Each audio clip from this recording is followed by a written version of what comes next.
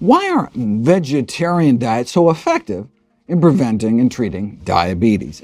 Maybe it's because of the weight loss. Those eating more plant-based tend to be significantly slimmer, and not just based on looking at a cross-section of the population, but you can do interventional trials and put it to the test. A randomized, controlled, community-based trial of a whole food plant-based diet. The key difference between plant-based nutrition and other approaches to weight loss is that participants were informed to eat the whole food plant-based diet ad libitum, meaning eat as much as you want. No calorie counting, no portion control, just eat. It's about improving the quality of food rather than restricting the quantity of food. And then, in this study, they had people just focus on diet rather than increasing exercise, just because they wanted to isolate out the effects of eating healthy. So, what happened? No restrictions on portions. Eat all the healthy foods you want. Here's where they started out. On average, obese at nearly 210 pounds. The average height was about 5'5".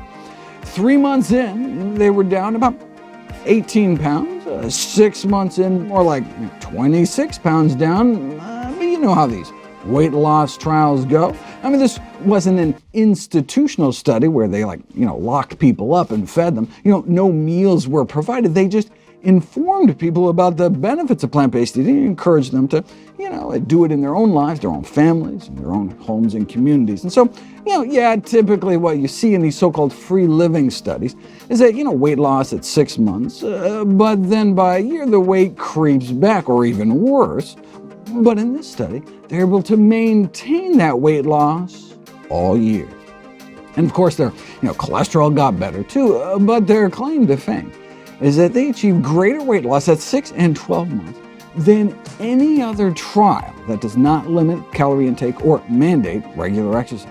That's worth repeating. A whole food plant-based diet achieved the greatest weight loss ever recorded at 6 and 12 months compared to any other such intervention published in the medical literature. Now, obviously, with very low-calorie starvation diets, you can drop people down to any weight. However, these medically supervised liquid diets are obviously just short-term fixes associated with high cost, high attrition rates, and high probability of regaining most of the weight, whereas the whole point of whole food plant-based nutrition is to maximize long-term health and longevity. I mean, even if, for example, low-carb diets were as effective, the point of weight loss is not to fit into a skinnier casket. Studies on the effects of low-carbohydrate diets have shown higher rates of all-cause mortality, meaning a shorter lifespan, decreased artery function, worsening of coronary artery disease, and increased rates of constipation, headaches, bad breath, muscle cramps, general weakness, and rash. And yet, still not as effective as the diet that actually has all the good side effects like decreasing risk of diabetes beyond just the weight loss. Yes, the lower risk of type 2 diabetes among vegetarians may be explained in part by improved weight status. However, the lower risk also may be explained by higher amounts of ingested dietary fiber and plant protein, the absence of meat and egg-derived protein and heme iron, and lower intake of saturated fat. Most studies report the lowest risk of type 2 diabetes among those who adhere to strictly plant-based diets.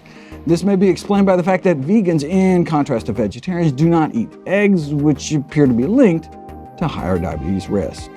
Maybe it's eating lower on the food chain, so you avoid the highest levels of persistent organic pollutants like dioxins, PCBs, DDT, and animal products, which have been implicated as a diabetes risk factor.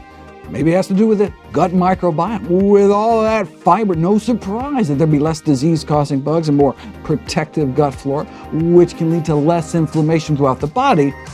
That may be the key feature linking the healthier gut with beneficial health effects, including the metabolic dysfunction you can see in type 2 diabetes. And it's that multiplicity of benefits that can help with compliance and family buy-in. Whereas a household that includes people who do not have diabetes may be unlikely to enthusiastically follow a quote-unquote diabetic diet. A healthy diet is not disease-specific, and it can improve other chronic conditions too. So while the diabetic patient will likely see improvement in their blood sugar control, a spouse suffering from constipation or high blood pressure may also see improvements, as may overweight children, if you make healthy eating a family affair.